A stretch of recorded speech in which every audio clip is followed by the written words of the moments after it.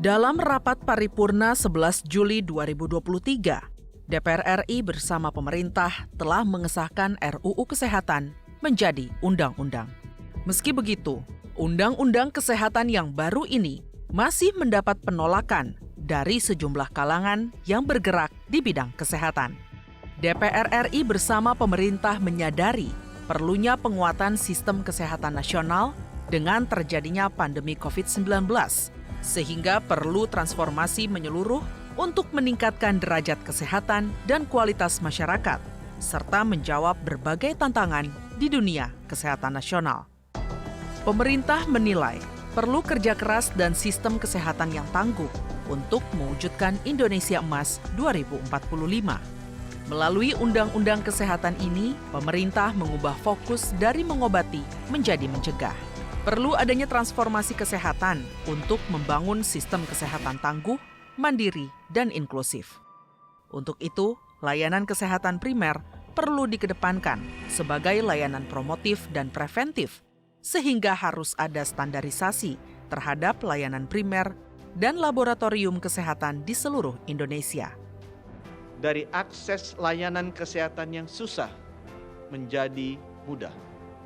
Pemerintah sepakat dengan DPR RI bahwa diperlukan penguatan pelayanan kesehatan rujukan melalui pemenuhan infrastruktur, sumber daya manusia, sarana prasarana, pemanfaatan teknologi telemedicine, serta pengembangan jejaring pengampuan layanan prioritas dan layanan unggulan nasional bersandar internasional.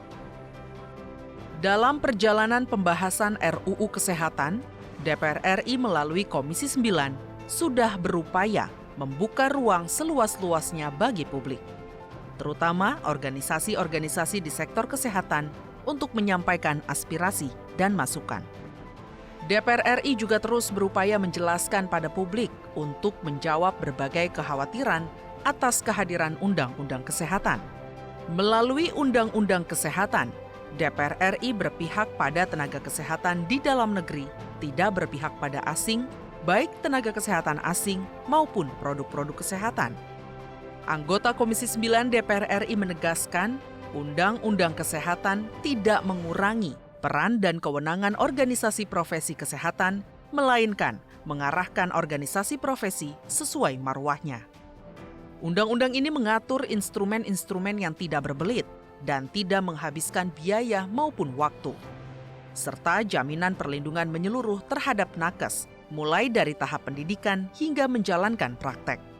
Urusan kami bantu pemerintah bersama teman-teman nakes. Urusan liberalisasi di sini dijawab, kriminalisasi dokter perawat kami juga jaga di sini. Nggak ada tuh namanya orang bisa sentuh dokter perawat tanpa melalui mekanisme internal dia dulu. Dicek dulu apakah memang ini kesalahannya pidana murni, ataukah ini ada urusan profesi yang memang bisa dijelaskan. Kita jaga betul di situ.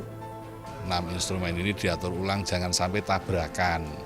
Karena kalau benturan merugikan nakesnya sendiri, berbelit-belit, tidak efisien, kosnya mahal, pendidikannya mahal. Ini yang tidak diinginkan oleh negara. Lah kewenangan ini yang dianggap oleh teman-teman OP dipreteli. Ya ini tentu tidak benar. Jadi kita bangun 6 instrumen ini agar berjalan sinergi untuk mendukung tenaga kesehatan kita.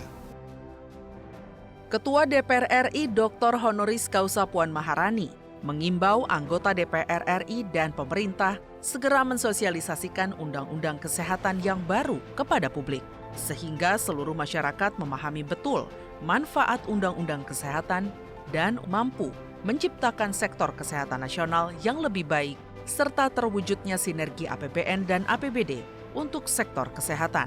Menurut Puan Maharani, jika ada kelompok masyarakat yang belum puas dengan Undang-Undang Kesehatan, bisa menyampaikan pada pemerintah saat menyusun aturan turunan undang-undang.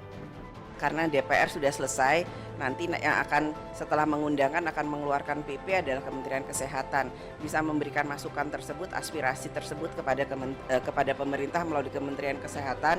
Namun kalau kemudian merasa atau dianggap hal itu belum cukup, kita kan punya tempat lain untuk kemudian menampung aspirasi tersebut melalui MK. Jadi silakan saja.